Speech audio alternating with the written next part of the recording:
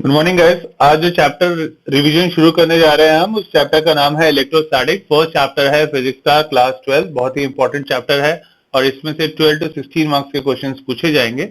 बहुत सारे चैप्टर्स एक साथ है इसमें। आगे जब देखते जाओगे तो इलेक्ट्रोस्टैटिक, फिर उसके बाद इलेक्ट्रिकल फील्ड, उसके बाद फोर्स, इलेक्ट्रिकल फील्ड, उसके बाद पोटेंशियल और उसके बाद कैपेसिटेंस। तो ये चार चैप्टर थोड़े लंबे चैप्टर्स हैं, लेकिन चारों के चारों चैप्टर्स इक्वली इंपॉर्टेंट है। अगर एक भी चैप्टर का कंसेप्ट ढंग से समझ में आ गया तो बाकी चीजें भी आप इजीली निकाल लोगे, चाहे वो इक्वेटोरियल लाइन पे निकालना हो, चाहे वो एक्सिस पे निकालना हो। ठीक है, तो बेटा आज शुरू करने जा रहे हैं हम जो इलेक्ट्रोस्टैटिक। तो इलेक्ट्रोस्टैटिक ब्रांच ऑफ इलेक्ट्रिसिटी है जो डील करती है इलेक्ट्रिक चार्जेस को हम रेस्ट पे मान के उसकी स्टडी करते हैं। तो एक होता है फ्रिक्शनल इलेक्ट्रिसिटी। ये वो इलेक्ट्रिसिटी होता है जब कोई दो बॉडी, इंसुलेटिंग बॉडी आपस में रब करती हैं और जिसकी वजह से जो इलेक्ट्रिसिटी पैदा होती है उसको कहा जाता है फ्रिक्शनल इलेक्ट्रिसिटी। कारण क्या है फ्रिक्शनल इलेक्ट्रिसिटी का, कि मान लो जैसे कि अगर एक ग्लास रॉड को रब करोगे सिल्क के साथ, तो ग्लास रॉड जो होता है उस पर पॉजिटिवली चार्ज डेवलप हो जाता है, जबकि सिल्क पे नेगेटिव चार्ज डेवलप हो जाता है और वो आपस में एक दूसरे को अट्रैक्ट करना शुरू कर देते हैं। तो ये फ्रिक्शनल इलेक्ट्रिसिटी जो होता है वो एक्चुअली ट्रांसफरेंस ऑफ इलेक्ट्रॉन्स की वजह से ऐसा होता है। दो तरह के इलेक्ट्रिक चार्जेस होते हैं। दो तरह के इलेक्ट्रिक चार्जेस कौन सा होता है? एक एक्सपेरिमेंट किया गया और ऑब्जर्व किया गया कि दो ग्लास रॉड को जब रब करते हैं सिल्क क्लॉथ के साथ तो रेपल करता है वो एक दूसरे के साथ। तो इसी तरह से अगर दो एबोनाइट के रॉड ले लोगे तो एबोनाइट रॉड को लेने पे जब फर के साथ रगड़ोगे तो ये भी रेपल करेंगे एक दूसरे को, लेकिन ग्लास रॉड जो रब किया गया था सिल्क क्लॉथ के साथ वो अट्रैक्ट करता है। ठीक है, अट्रैक्ट करता है एबोनाइट रॉड को जब फर को रब किया जाता है। तो इस ऑब्जर्वेशन से क्या पाया गया, इससे उसने ये इंक्लूड किया, जिसने भी इंक्लूड किया, कि जो इलेक्ट्रिक चार्ज होते हैं वो एक्वायर्ड होता है ग्लास रॉड पे, वो डिफरेंट होता है जो कि इलेक्ट्रिक चार्ज जो एक्वायर्ड किया था एबोनाइट रॉड ने। इसका मतलब हुआ कि दो तरह के चार्जेस या इलेक्ट्रिकल चार्जेस होते हैं, क्योंकि एक चार्ज जो था वो अट्रैक्ट कर रहा, एक चीज पे जो चार्ज था वो अट्रैक्ट कर रहा था उसे, और एक दूसरी चीज पे जब चार्ज जो डेवलप हुआ वो उसे रेपल कर रहा था। तो इससे ये पता लगा कि दुनिया में दो तरह के चार्जेस प्रेजेंट है, एक पॉजिटिव और दूसरा नेगेटिव। ठीक है, स्टार्टिंग में बड़ा इलेक्ट्रिक चार्जेस जो प्रोड्यूस हो किया गया ग्लास रॉड पे और जब उसको रब किया गया सिल्क के साथ तो उसको बोला गया विट्रस। ठीक है, और ये 1 मार्क्स के लिए याद कर लेना क्या कहा गया उसको स्टार्टिंग में, विट्रस। और जो प्रोड्यूस हुआ एबोनाइट रॉड पे जब उसको रब किया गया फर के साथ तो उसको बोला गया रेसिनस। ठीक है, तो रेसिनस, क्योंकि पहले पॉजिटिव बोलेंगे इसको नेगेटिव बोलेंगे, ऐसा कुछ भी नहीं पता था। थोड़े समय बाद में बेंजामिन फ्रैंकलिन ने इंट्रोड्यूस किया कन्वेंशन कि जो इलेक्ट्रिक चार्ज प्रोड्यूस हुआ है ग्लास रॉड पे जो प्रोड्यूस हुआ था उसको क्या बोला गया, नाम दिया गया पॉजिटिव। और जो एबोनाइट रॉड पे प्रोड्यूस हुआ था चार्ज उसको क्या बोला गया कि वो क्या चीज है, नेगेटिव चार्ज है। ठीक है, इसके बाद ये इंक्लूड किया गया कि लाइक चार्जेस जो हैं वो आपस में रेपल करते हैं एक दूसरे को, और जो कि ऑपोजिट चार्जेस हैं वो आपस में अट्रैक्ट करते हैं। अब समझते हैं हम quantization of electric charges. Quantization मतलब क्या है?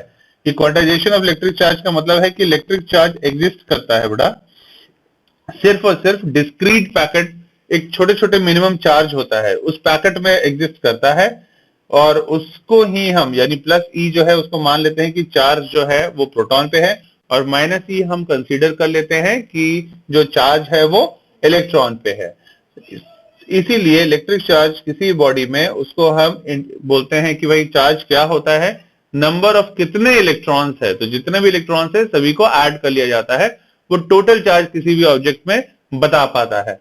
अच्छा, इसमें सबसे इंपॉर्टेंट क्या है, देखो यहाँ पे सभी, तो सबसे इंपॉर्टेंट है कि मतलब जो चार्ज हुआ वो हमें क्या पता लगा कि नंबर ऑफ इलेक्ट्रॉन्स कितने फ्लो हो रहे हैं किसी भी कंडक्टर पे या किसी भी ऑब्जेक्ट पे, वो चार्ज है।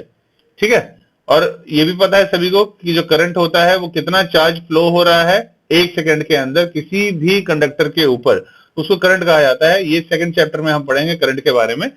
Q is equal to N E होता है। कोई पूछे इलेक्ट्रॉन पे चार्ज कितना होता है, तो 1.6 into 10 to the power -19 coulomb, इतना चार्ज होता है किसी भी इलेक्ट्रॉन के पास। और अगर कोई बोले कि भाई जो चार्ज था वो मान लो 1 कूलम का है, तो फिर कितना नंबर ऑफ इलेक्ट्रॉन्स फ्लो होगा, तो n इज इक्वल टू क्या हो जाएगा, Q अपॉन E हो जाएगा। Q अपॉन E हो जाएगा, चार्ज तो 1 कूलम के ऊपर पूछ रहा था, इलेक्ट्रॉन्स पे चार्ज होता है 1.6 इंटू 10 टू द पावर -19। जब इसको सॉल्व करोगे तो 6 पॉइंट समथिंग आ जाएगा इंटू 10 टू द पावर 18। इतने इलेक्ट्रॉन्स जो है 1 कूलम के चार्ज में से फ्लो होते हैं। तब हम बोलते हैं कि कितना चार्ज फ्लो हुआ, 1 कूलम का चार्ज फ्लो हुआ। ठीक है, तो जब डिवाइड करोगे, डिवाइड करना आना चाहिए सभी को, अगर कहीं कोई भी प्रॉब्लम होगा तो कंफर्म कर लेना। Okay, I will help you out.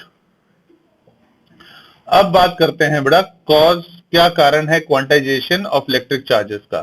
तो क्योंकि इलेक्ट्रिफिकेशन जो होता है वो एक्चुअल ट्रांसफर ऑफ जो इंटीग्रल नंबर ऑफ इलेक्ट्रॉन है उसकी वजह से हम कैलकुलेट करते हैं, उसी के टर्म्स में हम एक्सप्रेस करते हैं कि कोई भी बोले कितना चार्ज फ्लो हो रहा था तो हम क्या काउंट करना शुरू कर देते हैं उस चीज में, नंबर ऑफ इलेक्ट्रॉन्स को हम काउंट करना शुरू कर देते हैं। जहां ई जो है वो बेसिक यूनिट है इलेक्ट्रिक चार्जेस का, यानी चार्ज जो है वो इलेक्ट्रॉन पे n इज इक्वल टू मान लो 1 है, 2 है, 3 है, वो एक इंटीजर है, ये कभी भी एक फ्रैक्शन नहीं हो सकता, नंबर्स है। अगर मैं बोल रहा हूं तुम्हारे क्लास में कितने लोग हैं तो तुम लोग मुझे यही बोल सकते हो कि 5 लोग है, 6 लोग है, 10 है, 11 है, 20 है। ऐसा तो नहीं बोल सकते कि 2/3 है, 4/5 है, 6/7 है। तो इसी तरह नंबर ऑफ इलेक्ट्रॉन्स कभी भी कैलकुलेट किया जाता है तो वो हमेशा ही एक नंबर्स में आता है, फ्रैक्शन में नहीं आता है कभी भी। ठीक है, अब बात करते हैं बेटा electric charges. Electric charge, charge को किससे डिनोट किया जाता है, क्यू से डिनोट किया जाता है। ठीक है, तो चार्ज का ऐसा यूनिट क्या होता है, कूलम होता है, कूलम में नापा जाता है। और चार्ज होता क्या है एक्चुअल में, नंबर ऑफ इलेक्ट्रॉन्स जो फ्लो हो रहा होता है किसी भी कंडक्टर से, उसी को इलेक्ट्रिक चार्ज कहा जाता है। यानी टोटल डेफिशिएंसी या एक्सेस ऑफ इलेक्ट्रॉन किसी भी बॉडी में कहलाता है इलेक्ट्रिक चार्ज।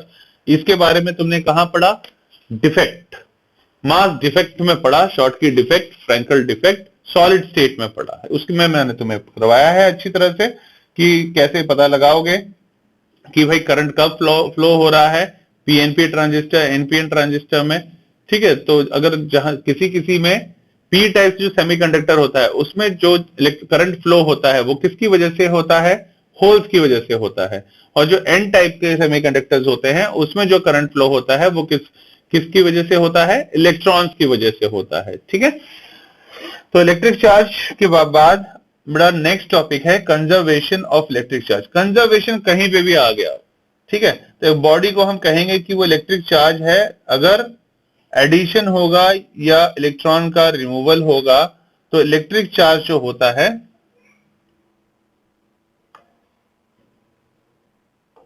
इलेक्ट्रिक चार्ज जो होता है बेटा, ठीक है, वो मैग्नीट्यूड किसके बराबर होना चाहिए, जितना चार्ज इलेक्ट्रॉन या प्रोटॉन के ऊपर है उतना ही चार्ज होना चाहिए। यानी इन सिंपल मैथमेटिकल लैंग्वेज हम क्या बोल सकते हैं, Q is equal to NE। ठीक है, तो जहां n जो है वो कोई भी इंटीजर हो सकता है, जितने नंबर ऑफ इलेक्ट्रॉन्स है, मॉडर्न टर्म्स में इलेक्ट्रिक चार्ज जो होता है वो क्वांटाइज्ड है, यानी उसका ऐसा यूनिट जो होता है वो किसमें होता है, कूलम में प्रेजेंट होता है। ठीक है, अब उसके बाद कंजर्वेशन ऑफ इलेक्ट्रिक चार्ज में सबसे इंपॉर्टेंट क्या है कि principle of conservation of electric charge क्या बोलता है कि total amount of electric charge किसी भी आइसोलेटेड सिस्टम में हमेशा कांस्टेंट रहता है। अगर दूसरे लैंग्वेज में समझाऊं तो कहीं पे भी अगर दिख गया कंजर्वेशन, अगर मैं सपोज तुमसे बोलता हूं कि कंजर्वेशन ऑफ एनर्जी से क्या समझते हो, तो फिर क्या बोलते थे कि भाई energy can neither be created nor be destroy although it can be change from one form to another. तो उसी तरह इसमें भी बोल सकते हैं कि इलेक्ट्रिक चार्ज जो है वो ट्रांसफर हो सकता है एक पार्ट ऑफ सिस्टम से दूसरे पार्ट ऑफ सिस्टम में, लेकिन वैल्यू जो है टोटल चार्ज का वो हमेशा ही सेम रहता है। इसका मतलब इलेक्ट्रिक चार्ज कभी भी क्रिएट नहीं किया जा सकता और ना ही उसे डिस्ट्रॉय किया जा सकता है। फॉर एग्जाम्पल, अगर एक ग्लास रॉड को रब करोगे सिल्क क्लॉथ में तो नेगेटिव चार्ज अपीयर हो जाएगा सिल्क में, जबकि इक्वल अमाउंट का पॉजिटिव चार्ज डेवलप होगा ग्लास रॉड में। ग्लास रॉड मतलब पॉजिटिव, ओके, ग्लास रॉड मतलब पॉजिटिव हो जाएगा और सिल्क क्लॉथ मतलब नेगेटिव। इसको याद रखना है। इसमें सबसे ज्यादा बच्चे कहां गलती करते हैं, सिल्क क्लॉथ को पॉजिटिव बता देते हैं और ग्लास रॉड को नेगेटिव, जो कि नहीं करना है तुम्हें। ठीक है, तो इसको अवॉइड करना है, ये मिस्टेक्स नहीं होनी चाहिए किसी में भी। उसके बाद किसी भी न्यूक्लियर ट्रांसफॉर्मेशन के लिए चार्ज जो होता है वो हमेशा ही कंजर्व होता है। फॉर एग्जांपल, अगर यूरेनियम 235 टूटेगा तो यूरेनियम 238 अगर टूट रहा है तो किसमें चेंज हो गया, थोरियम 234 प्लस हीलियम। ऐसा क्यों हुआ? क्योंकि जैसा कि मैंने बोला, जैसे मास कभी क्रिएट नहीं हो सकता था, ना ही डिस्ट्रॉय हो सकता था, वैसे ही अगर इन दोनों को देखोगे तो यूरेनियम ऊपर एटॉमिक मास कितना है 238, और राइट हैंड साइड में थोरियम का 234 था और हीलियम का 4 होता है, तो 234 प्लस 4 अगेन कितना आ जाएगा एटॉमिक मास? 238 ही आएगा। और जैसे इसका यूरेनियम का एटॉमिक नंबर 92 था, या इतना ही नंबर ऑफ प्रोटॉन था, या इतना ही नंबर ऑफ इलेक्ट्रॉन था इसके अंदर, अगर राइट हैंड साइड चेक करोगे तो थोरियम का एटॉमिक नंबर 90 है, लेकिन हीलियम का 2 है, तो 90 प्लस 2 भी कितना आएगा? 92 ही आएगा। तो कहने का मतलब कुछ भी चेंज नहीं हुआ है, एटॉमिक मास भी उतना ही है, नंबर ऑफ प्रोटॉन भी उतना ही है, एंड नंबर ऑफ इलेक्ट्रॉन भी उतना ही है। ठीक है, तो चार्ज ये किसमें हम पढ़ते हैं? Decay, alpha decay, beta decay and gamma decay. शायद इस बार तुम्हारे नहीं आ रहा है, आउट ऑफ सिलेबस है शायद इस बार। ठीक है, तो इसको पढ़ने की जरूरत नहीं है। अब बात करते हैं एडिटिव नेचर इलेक्ट्रिक चार्जेस का। एडिटिव नेचर मतलब होता क्या है, तुम्हारे पास कितने भी चार्जेस है सबको ऐड कर दोगे तो टोटल चार्ज पता लग जाएगा, जो कि एक कांस्टेंट है फिगर, या कंजर्वेशन ऑफ चार्ज हमें यही सिखाता है। तो जितने प्लस प्लस वाले हैं सब ऐड हो जाएंगे, और प्लस माइनस जैसे हम मैथ्स में कैलकुलेट करते हैं इसमें भी वैसा ही किया जाएगा, प्लस माइनस माइनस प्लस जो जैसे भी किया जाता है। तो अगर मैं बोलता हूं एक चार्ज तुम्हारे पास 2Q था, मान लो सपोज, एक जो था -2Q है, तो टोटल चार्ज कितना हुआ? 0, क्योंकि एक 2Q है दूसरा -2Q है, तो जब ऐड करोगे तो प्लस एंड माइनस कैंसिल हो जाएगा माइनस होके। प्रॉपर्टीज क्या होती हैं इलेक्ट्रिक चार्जेस का? थ्योरेटिकल क्वेश्चन है, one of the important. Electric charges जो है दो तरह के होते हैं, एक पॉजिटिव चार्ज और एक नेगेटिव चार्ज। जैसे जैसे इलेक्ट्रिक चार्ज रेपेल करते हैं, ठीक है, और अनलाइक जो होते हैं वो एक दूसरे को हमेशा ही अट्रैक्ट करते हैं। दूसरा, ये हमेशा ही एडिटिव होते हैं नेचर में, मतलब आपस में ऐड हो जाते हैं। अगर तीन चार, अगर मान लो एक स्क्वायर बना के कोने में दे दिया है, या इक्विलेटरल ट्रायंगल बना के, तो चार्ज वो डिपेंड करता है कि चार्ज कितना कितना दिया है, तो सभी चार्जेस को या इलेक्ट्रिकल फील्ड को हम क्या कर लेते हैं? ऐड कर लेते हैं। और ऐड करके वो किसके बराबर होता है? इक्वल टू 0, कंजर्व्ड हो गया ना, इसीलिए। नेक्स्ट है बेटा, ये इलेक्ट्रिक चार्ज जो है वो एक स्केलर क्वांटिटी है, मतलब इसमें सिर्फ मैग्नीट्यूड होता है, डायरेक्शन नहीं होता है। उसके बाद इलेक्ट्रिक चार्ज जो होता है एक बॉडी पे, वो उसकी स्पीड पे डिपेंड नहीं करता। तो दूसरे लैंग्वेज में हम बोल सकते हैं कि इलेक्ट्रिक चार्ज किसी भी बॉडी में इंडिपेंडेंट होता है उसके स्पीड का। उसके बाद कंपैरिजन इलेक्ट्रिक चार्ज और मास का। तो इलेक्ट्रिक चार्ज मतलब इलेक्ट्रिक चार्ज पॉजिटिव, नेगेटिव या 0 भी हो सकता है, लेकिन मास जो है वो एक पॉजिटिव क्वांटिटी है। क्वांटाइजेशन ऑफ मास जो है वो अभी तक क्लियर है नहीं, लेकिन जो चार्ज है वो क्वांटाइज्ड होता है। क्वांटाइज मतलब क्या हुआ कि Q is equal to N, मतलब वो हमेशा होल नंबर में रहता है, फ्रैक्शन में नहीं होता है। फोर्स बिटवीन चार्जेस जो है वो अट्रैक्टिव भी हो सकते हैं और रिपल्सिव भी हो सकते हैं। जबकि अगर मास के बारे में बात करें तो मास किसी भी बॉडी का इंक्रीज होता है, उसके अगर उसके अंदर वेलोसिटी है तो m इज इक्वल टू क्या हो जाता है? m not upon 1 minus v square upon c square, जहां m नॉट को कहा जाता है rest mass of the body, m जो है मास ऑफ द बॉडी जब वो मूव कर रहा होता है विद सम वेलोसिटी, और ग्रेविटेशनल फोर्स जो है दो मासेस के बीच में हमेशा अट्रैक्टिव होता है। इलेक्ट्रिक चार्ज जो है बेटा वो कंजर्व नहीं होता, और जबकि मास जो है वो कंजर्व नहीं होता, सॉरी, इलेक्ट्रिक चार्जेस जो है वो कंजर्व्ड होता है क्योंकि वो इक्वल होता है, सिस्टम में कांस्टेंट रहता है। मास जो होता है वो कंजर्व नहीं होता है, मास एक कांस्टेंट फिगर है। अगला क्वेश्चन उसी से इंपॉर्टेंट है, एन निकालना था, क्यू कुछ भी दे देंगे, ई कुछ भी दे देंगे, बस फॉर्मूला लिख लेना, सॉल्व तो घर में भी कर सकते हो इजीली, है ना। We can save our time, तो उसके लिए जो है बस देख लेना फॉर्मूला ताकि याद होते जाए, तो एक लिस्ट बनाते चलना। उसके बाद है coulomb's law in electrostatic, very important, अक्सर पूछ लिया जाता है यूनिट टेस्ट में, ठीक है, कूलम्स वाला। कूलम्स फोर्स एक्चुअली होता क्या है, ये वो स्टूडेंट अच्छी तरह से समझ सकता है बेटा जिसने 9th क्लास में ग्रेविटेशन चैप्टर पढ़ा है, उसमें था फोर्स जब निकालते थे तो वो डायरेक्टली प्रोपोर्शनल होता था m1 इंटू m2, और इनवर्सली प्रोपोर्शनल होता था square of the distance between them. फिर उन दोनों इक्वेशन को हम ऐड कर लेते थे तो क्या हो जाता था? Force is proportional to m1 m2 upon r square या d स्क्वायर या x स्क्वायर, और प्रोपोर्शनल का साइन जब हटाया जाता था तो वहां हम एक कांस्टेंट यूज करते थे। वो कांस्टेंट को हम किससे रिप्लेस करते थे ग्रेविटेशन चैप्टर में? जी से। इसमें भी सेम वैसे ही है। इसमें भी क्या बोलेंगे कि फोर्स जो है, मान लो एक पॉइंट पे क्यू चार्ज है Q1 और एक तरफ जो है Q2 है, तो फोर्स जो होगा दोनों, एक्चुअल में देखो इसको समझो क्या चीज है पहले।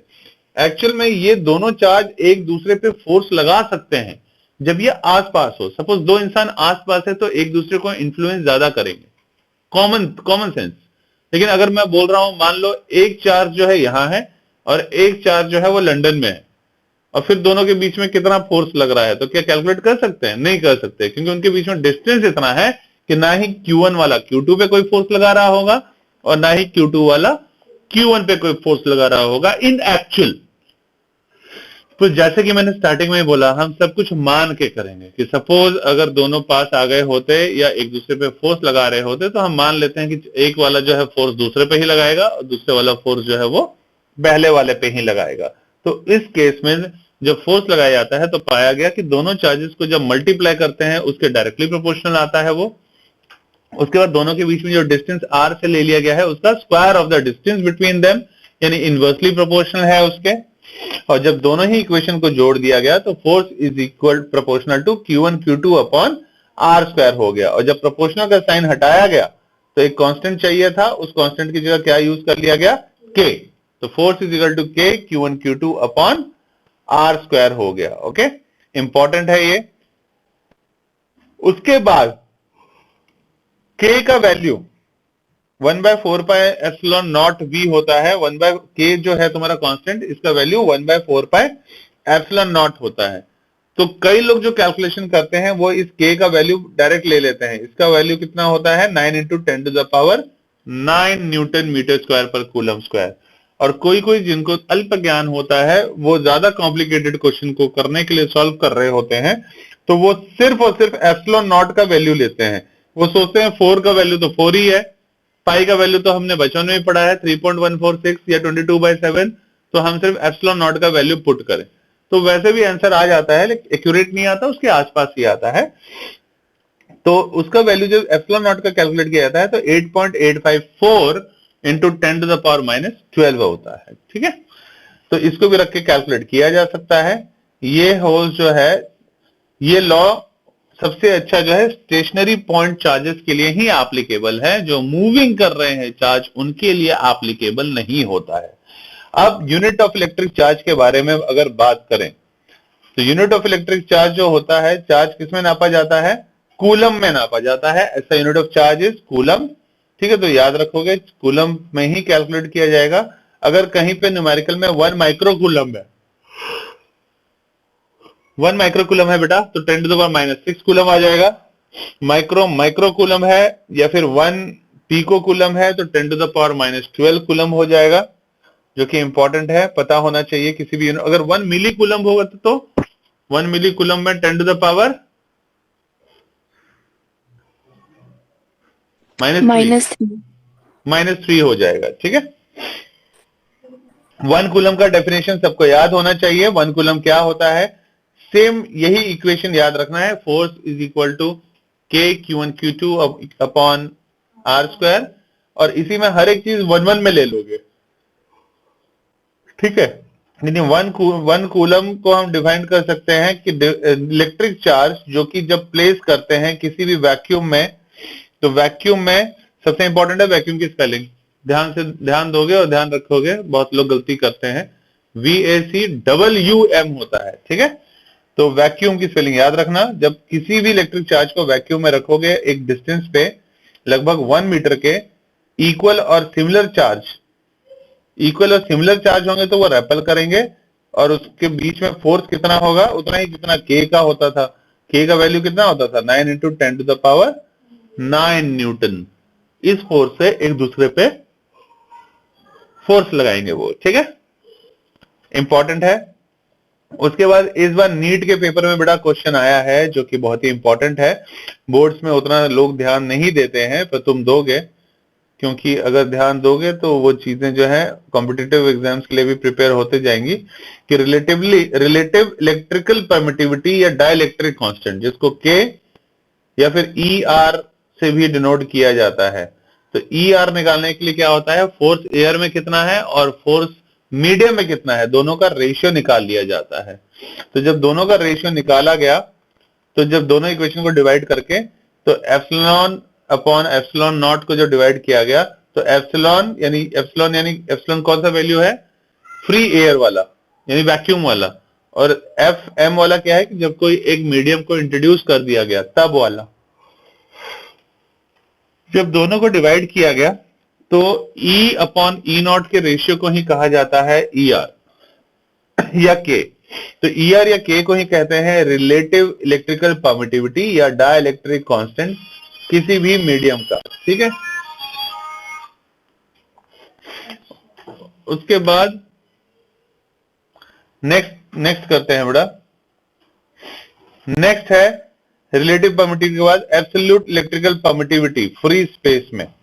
तो एयर हो या वैक्यूम हो, इसको डिफाइन किया जाता है कि डिग्री जितना, अप टू द डिग्री जहां तक इलेक्ट्रिक चार्ज को हम इन्फ्लुएंस कर सकते हैं, इन्फ्लुएंस कर सकता है एयर को या वैक्यूम को, तो उसको एप्सिलॉन नॉट से डिनोट करते हैं। तो इंपॉर्टेंट है, उसको अंडरलाइन कर लेना या कैसे भी इंपॉर्टेंट मार्क कर लेना, अक्सर पूछ लेते हैं।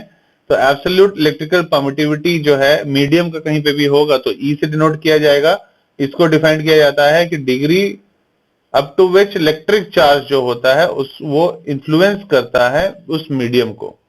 तो ये हमें यही चीज बताता है कि वो चीज कितना चार्ज है, या वो कितना इलेक्ट्रिकल फील्ड बना रहा है, या वो कितना इलेक्ट्रिकल फोर्स लगा रहा है, या वो कितना पोटेंशियल प्रोवाइड कर रहा है, या वो कितना कैपेसिटेंस प्रोवाइड कर रहा है। तो डाइलेक्ट्रिक कांस्टेंट मीडियम का उसको डिफाइन किया जा सकता है जो अभी बताया। तो ये चीज याद रखना है। और उसके बाद कूलम्स लॉ वेक्टर फॉर्म में, ये पेपर में अक्सर पूछ लेते हैं टीचर।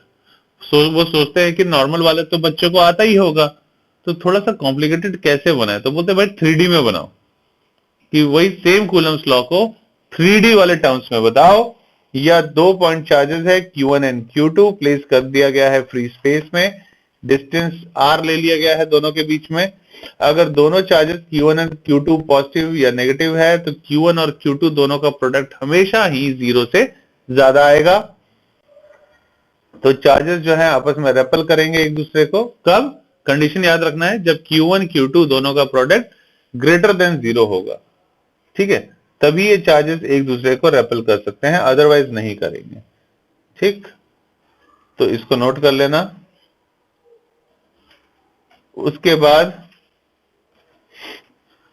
नेक्स्ट टॉपिक बड़ा, नेक्स्ट टॉपिक जो कि बहुत इंपॉर्टेंट है वो क्या है, कूलम्स लॉ वेक्टर फॉर्म में।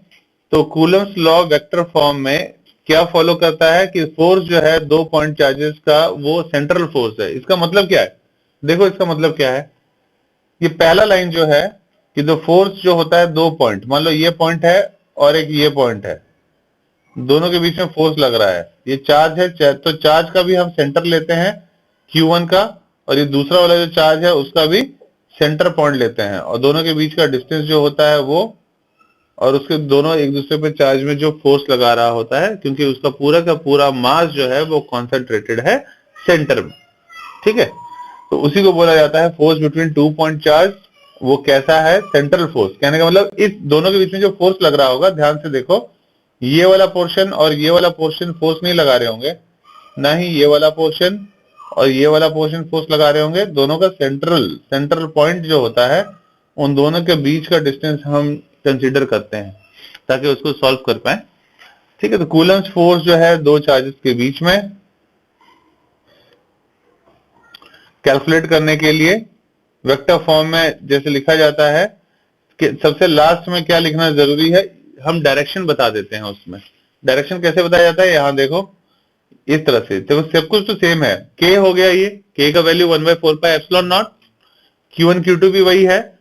सिर्फ डिफरेंस कहां आ जाता है वेक्टर फॉर्म में, जब हम लिखते हैं उस चीज को, नीचे r स्क्वायर होना चाहिए था, लेकिन r2 माइनस r1 करके मैग्नीट्यूड करके उसको क्यूब लिख देते हैं, और ऊपर में ब्रैकेट में r2 माइनस r1 कर देते हैं। अगर ये काटोगे नीचे से, तो ऊपर वाला अगर पूरा ये पूरा काटोगे तो यहाँ पे क्या बचेगा, स्क्वायर ही बचेगा। तो इसलिए बस इस फॉर्म में कैसे लिखते हैं वो आना चाहिए। तो नीचे जो होता है उसका क्यूब कर दिया जाता है, और उसी से ऊपर एक बार मल्टीप्लाई कर दिया जाता है। वो यूनिट कैप में होता है क्योंकि वो डायरेक्शन बता रहा होता है।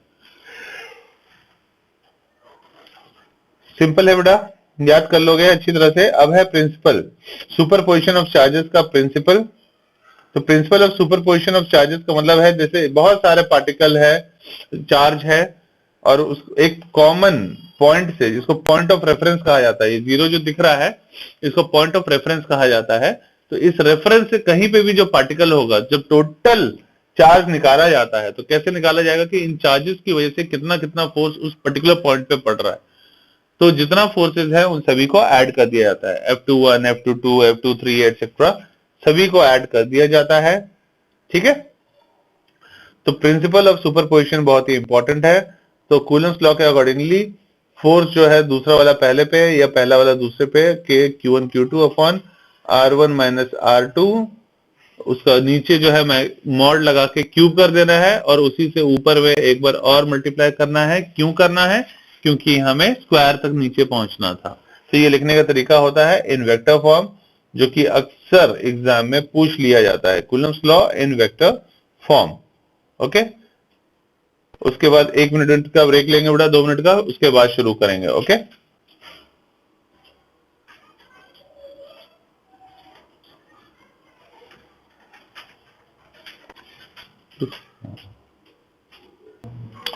उसके बाद है बेटा continuous charge distribution.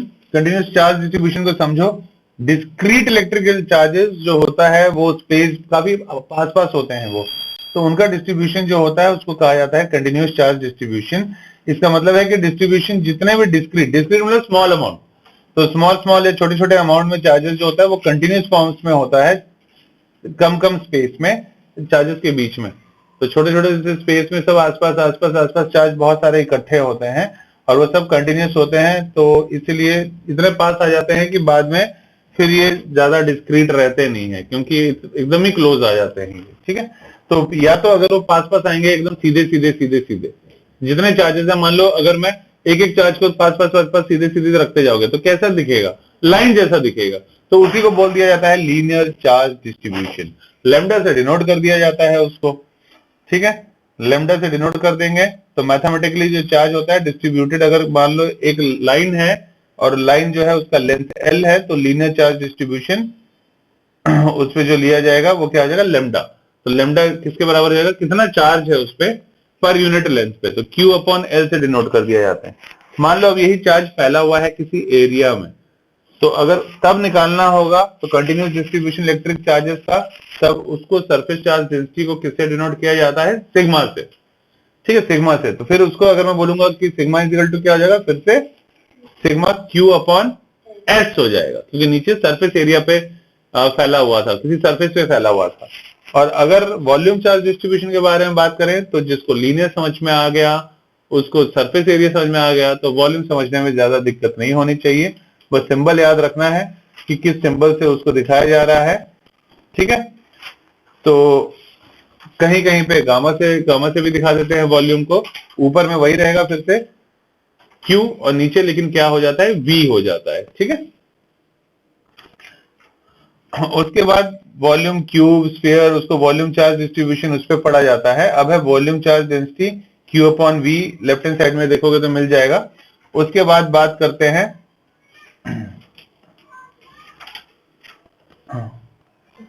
Electric force किसी टेस्ट चार्ज पे। टेस्ट चार्ज मतलब Q0। ठीक है, Q0 को लीनियर चार्ज डिस्ट्रीब्यूशन के अकॉर्डिंगली अगर निकालना होगा तो सब कुछ सेम रहेगा, ऊपर dq नीचे dl रहेगा। अगर सरफेस एरिया के बारे में बात करेंगे तो dq ऊपर, नीचे सरफेस एरिया नीचे। ठीक है,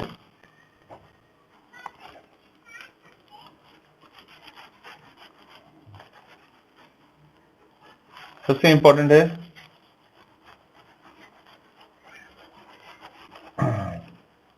ये भी कोई नहीं पूछने वाला। अब है फीचर्स ऑफ कूलम लॉ। ऊपर वाला समझ में आई गया होगा, टोटल फोर्स कैसे निकाला है कि मैं भाई अगर लीनियर की वजह से पूछ रहा है या सरफेस एरिया की वजह से पूछ रहा है या वॉल्यूम की वजह से पूछ रहा है कितना कितना चार्ज फोर्स होगा, टोटल फोर्स, तो सभी को क्या कर दिया जाएगा? ऐड कर दिया जाएगा। ठीक है, चाहे वो लीनियर की वजह से हो, चाहे वो सरफेस एरिया की वजह से हो, चाहे वो वॉल्यूम की वजह से हो। जब टोटल पूछा गया है तो तीनों को ऐड कर दिया जाता है। तो फीचर क्या होता है कूलम्स लॉ का कि ये वैलिड है सिर्फ और सिर्फ स्टेशनरी पॉइंट चार्जेस के लिए, और over a long range valid होता है। तभी हम बात करते हैं वहां की from infinity to this point, तो मतलब लॉन्ग रेंज फोर्सेज है ये चार्जेस, किलोमीटर भी हो सकता है। उसके बाद less than 10 to the power -15 metre अगर डिस्टेंस होगा उसके लिए ये थ्योरी फेल हो जाती है, काम नहीं करती है। तो ये एक एक्सपेरिमेंटल लॉ है, एक्सपेरिमेंट कर सकते हैं इसके साथ हम, तुम भी कर सकते हो। उसके बाद बेटा कोलोन्स फोर्स जो है वो एक सेंट्रल फोर्स है जिसके बारे में हम पहले बात कर चुके हैं। ये अफेक्टेड नहीं होता चाहे कोई दूसरा चार्ज, दो चार्जेस के बीच में, मतलब एक Q1 है एक Q2 है, उसके बीच में एक थर्ड चार्ज आ गया Q3, तो उसकी वजह से कोई फर्क नहीं पड़ता है, ना ही Q1 पे और ना ही Q2 पे। ऐसा हम मान के चलते हैं, ऐसा जरूरी थोड़ी ना है। मान लो अगर Q1 के एकदम पास में चले गया, फिर वो अपोजिट चार्ज है या सेम चार्ज है, फिर तो फर्क डालेगा। लेकिन हम कंसीडर कर लेते हैं, मतलब एक तरह से इग्नोर कर देते हैं उसको, बोलते हैं भाई ये इतना यहाँ पे आ गया है, इससे Q1 और Q2 के बीच में जो फोर्स है उसमें कोई भी असर नहीं पड़ेगा, ठीक है। उसके बाद सेकंड है बेटा इलेक्ट्रिकल फील्ड। इलेक्ट्रिकल फील्ड कल करेंगे, फोर्स में सिर्फ यही है coulomb's law, quantization of charges, Q is equal to NE वाला, और उसके बाद वेक्टर फॉर्म में लिखना आना चाहिए, ठीक है। वेक्टर फॉर्म में लिखना बहुत इंपॉर्टेंट है। उसके बाद Q is equal to NE पे एक न्यूमेरिकल कर लेना, N निकालना है, चाहे Q निकालना है या E निकालना है, ठीक है।